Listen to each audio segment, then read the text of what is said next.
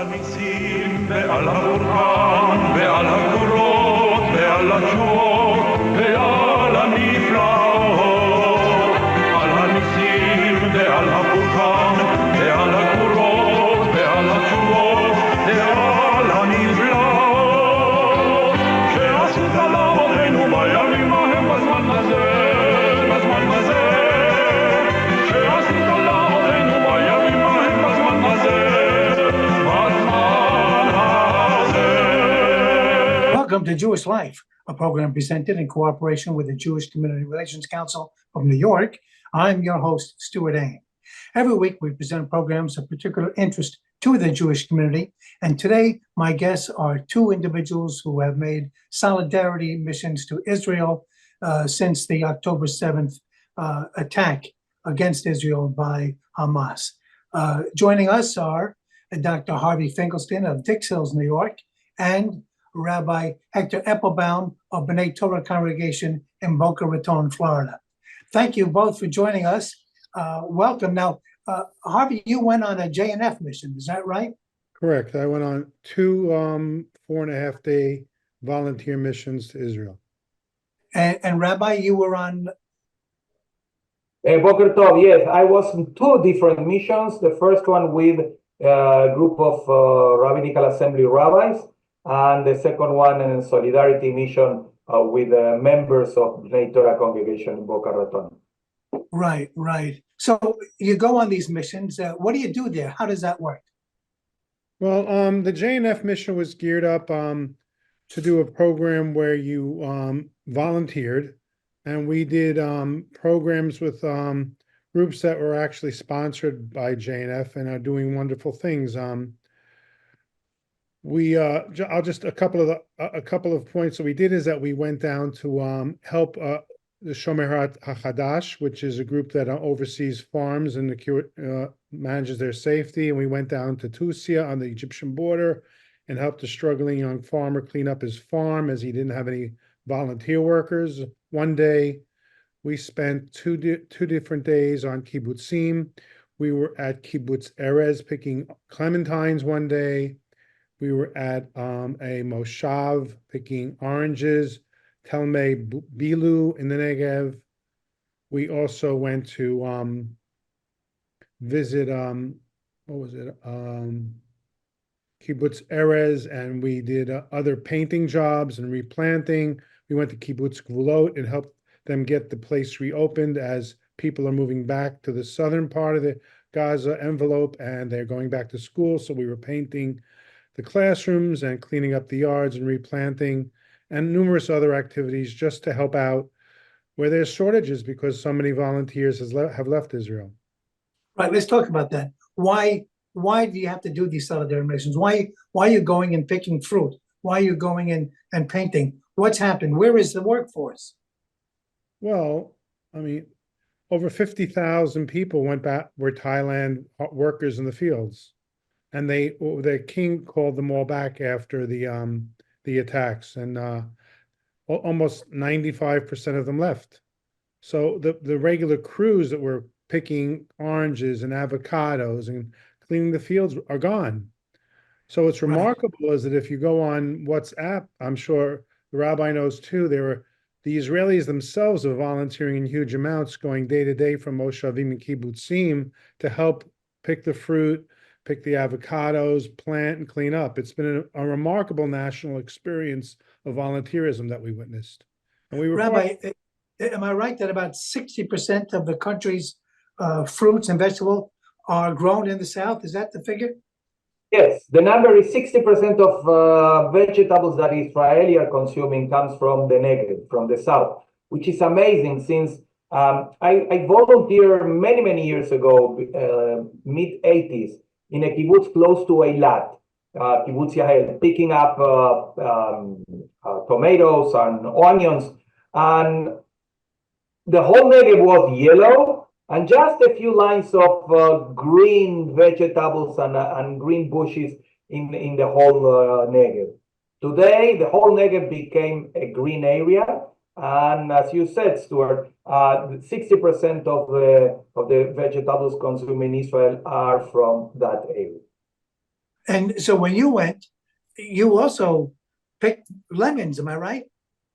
Yeah, in our case, we were assigned to cut lemons, to pick lemons in a moshav called Shokeida, and it was an interesting experience, not only because of the chance of helping, but also interacting, as Harvey said, interacting with our groups of people. There was a big group from Keshet.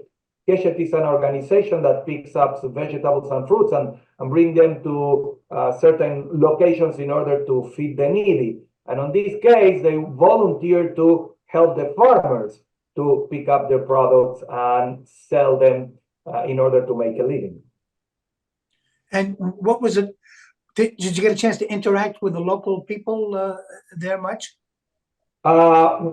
Not at that point. We had a few options, but not picking up lemons. We had many opportunities to interact with evacuees, with mefunim, as they call them in Hebrew, and other people in conservative synagogues or congregations. And I have to say, and I keep repeating this tirelessly, I never heard in such short period of time, I never heard so many times Israelis saying thank you. We need Israel, but they need us too. And that's one of the highlights of the mission. Right. And you had a chance to interact with some of the people who were, in the South at the time of the attacks and survived? Yeah. We had a few opportunities. We went to visit Kibbutz Kfar Aza, one of the places where the terrorists attacked, with one of the survivors, which was extremely moving, visiting the place. But I would like to tell you a story if you give me 2 minutes. Yes.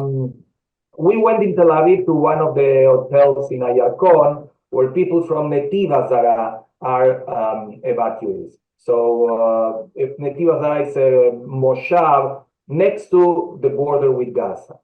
Another place attacked. Around 15 people were killed. At the entrance of the hotel, there's a big poster, a banner with the pictures and the names of all those who were killed on October 7th. And people cross by or pass by and light the memorial candles and flowers, lit flowers. We were at the hotel hearing the story from one of the survivors, and suddenly a young boy, 8, 10 years, ran out the hotel, came back before running out. He's one of the pictures, like a mezuzah, and kept running. And the guy from the Netiv Hazara who was telling us the story of October 7th said to us, you know who is that guy in the picture? His father. And that really was wow, a wow moment. Looking at the boy kissing the picture of his father, knowing that he will never see him again, was really, really moving. Right, right. Harvey, you got a chance to interact as well? Yeah.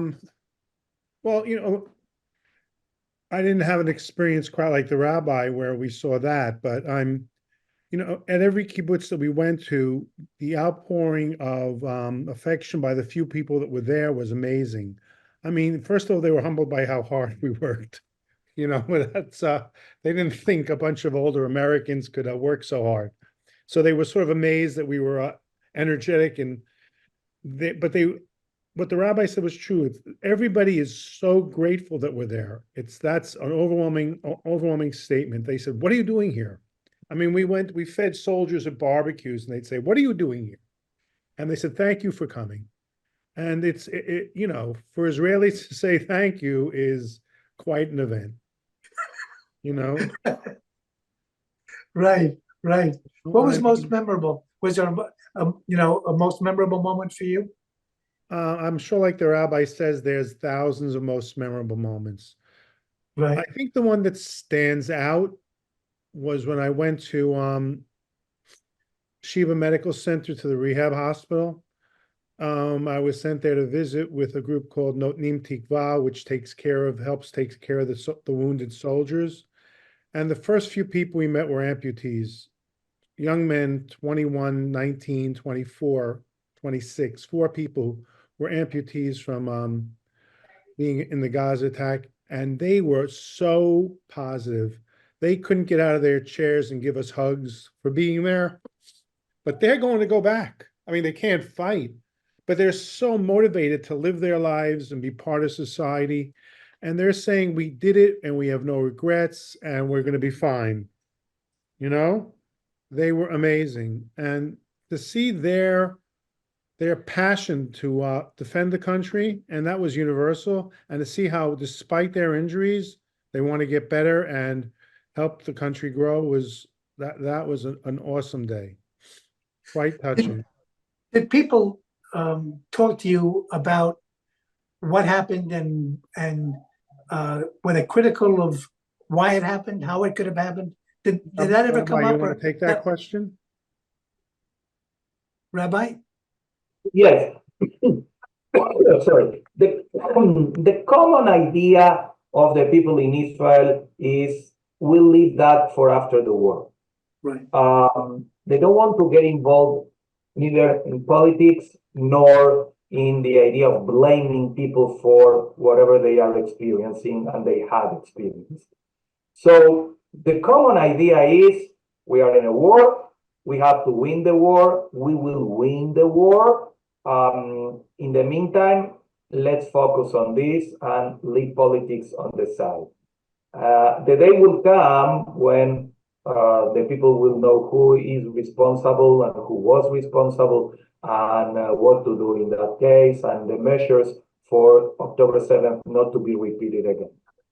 Right, right. Did people talk to you about what it was like on the morning of October 7th? Did you get a chance to talk to people about that? Either one of you? Yes. The tour around Kibbutz Kfar Aza with one of the survivors, he gave us a whole image, a whole glimpse of what happened on that day. First of all, it was Chag, it was a holiday. So many people were or away or sleeping or involved in something related to the celebration of the Chag. So they catch them for surprise, 100% surprise, aside from the idea that in general they were not prepared for such a big event. And that was one of the factors, on the one hand, that many people saved their life because they were not there, but on the other hand, that many people were killed because they were not prepared. Right. There was also a kibbutz that the gate was down because it was Shabbos and it was Simchas Torah. And you got a chance to visit there, right? Right. One of the stories is that Kibbutz Saad, a kibbutz very close to the border, an Orthodox kibbutz, the electric gate on Shabbat and holidays, it's closed. They do not open it. There's no power to open it. And looks like, according to what people are saying, is that because of that, the terrorists chose to go somewhere else and did not attack the kibbutz. Believe it or not. Wow. That's right. And you talked to some of the people there, right?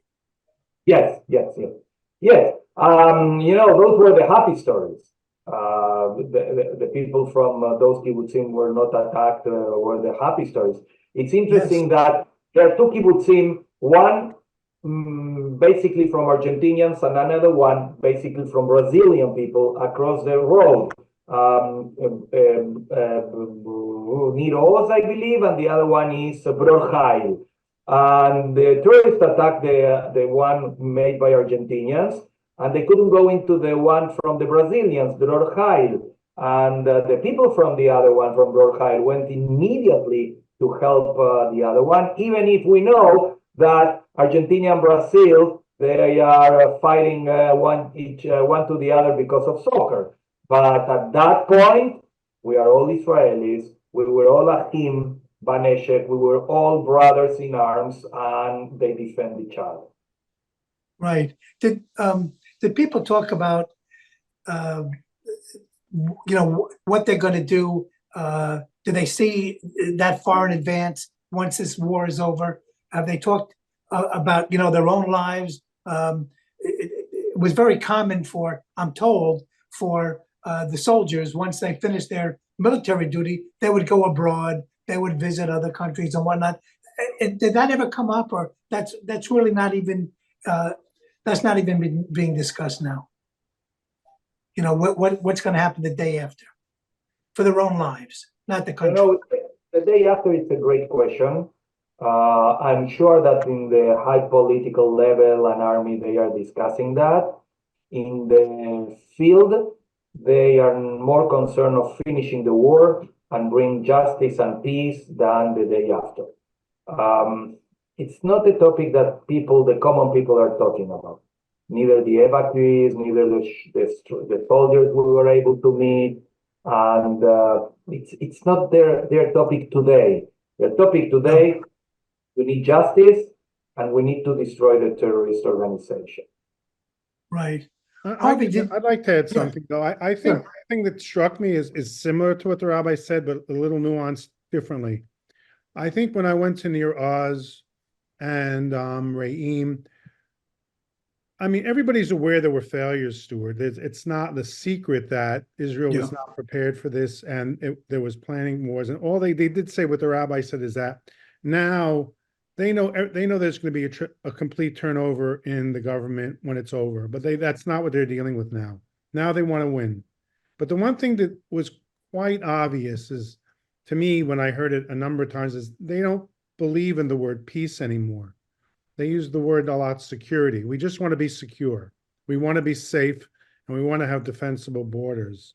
I don't think people are under an illusion that they're going to have a peace treaty with somebody, but they want to have a secure borders, and that's what I took out of it. Maybe the rabbi felt differently. But the concept of living in peace with their neighbors is something they're aware is probably not a realistic goal. But living in respectful security with defense, with border, with knowing that they're alert and that they're able to defend themselves and have better intelligence was echoed again and again and again. Yeah, that's correct, 100%. We had the chance of meeting with people, evacuees from the north, from 5 or 10 kilometers from the Lebanon border, and they do not want to go back. They said, October 7 can happen again if the army cannot do anything different and more powerful. So the common sense is that after Gaza, the war against Hezbollah is coming because they are not feeling secure wherever they live, even if now they are not there. And yeah, that's one. Let me tell you the following story. We went to Adasa Mons Scopus Hospital, and we had a meeting with injured soldiers and people. But we had a meeting with the director of the social worker department, and she said that treating the post-trauma syndrome now it's more difficult than ever. And we asked her why. PTSD, we know what is PTSD, and Israel is one of the leaders in treatment of post-trauma syndrome disease. And she said, because we cannot transmit the sense of confidence to the injured people. We cannot say to them, you'll go back home, you'll be fine, your family will take care of you. That sense of security is lost, at least from the people in the south. And that's something that Israel should recover. We know we are the people of resilience, and the state of Israel is a state of resilient people. But this is going to be complicated, just to put it in one word.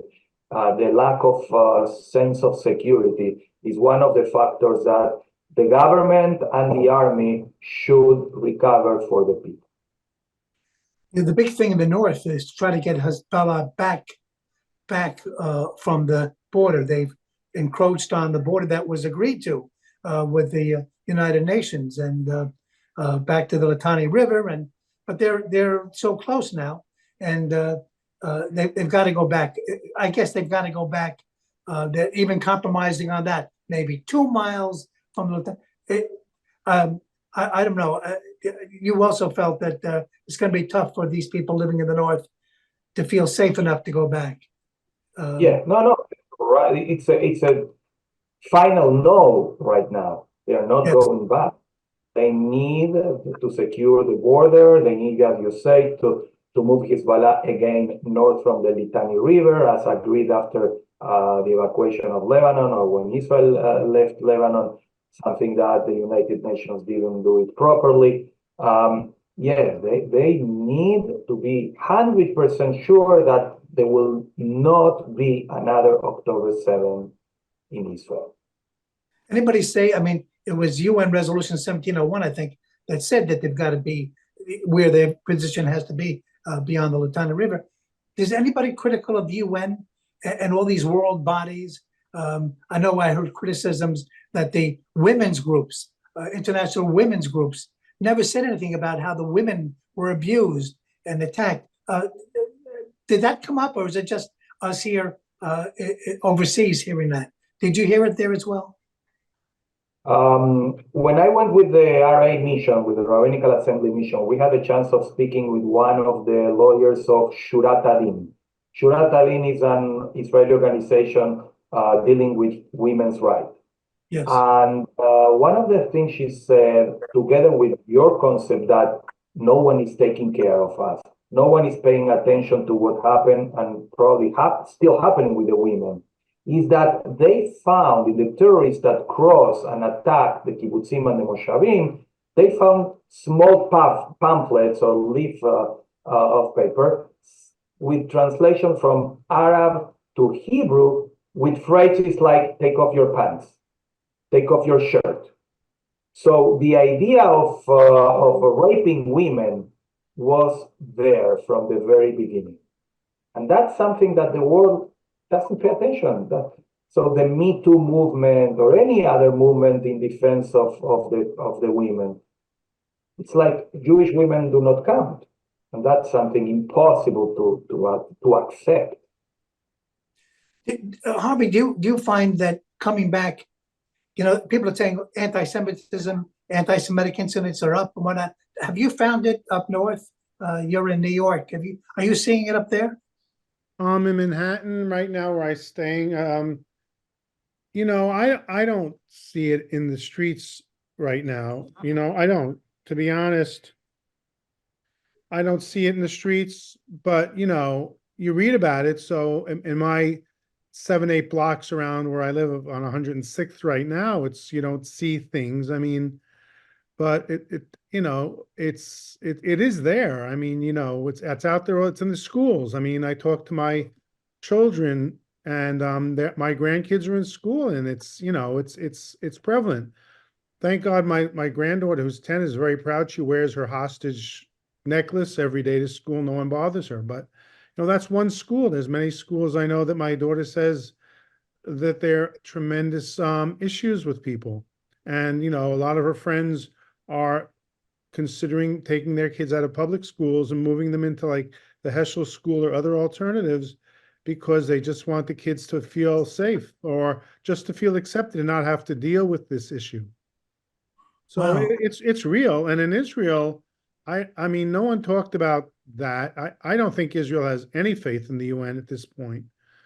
I don't think they feel, they feel like, you know what, anytime something dealing with the UN comes up, they just basically they say, well, it doesn't make a difference. They're going to find us in the wrong. And that's certainly prevalent right now this week, where they found evidence of dozens of UNRWA employees who were participating in October 7th.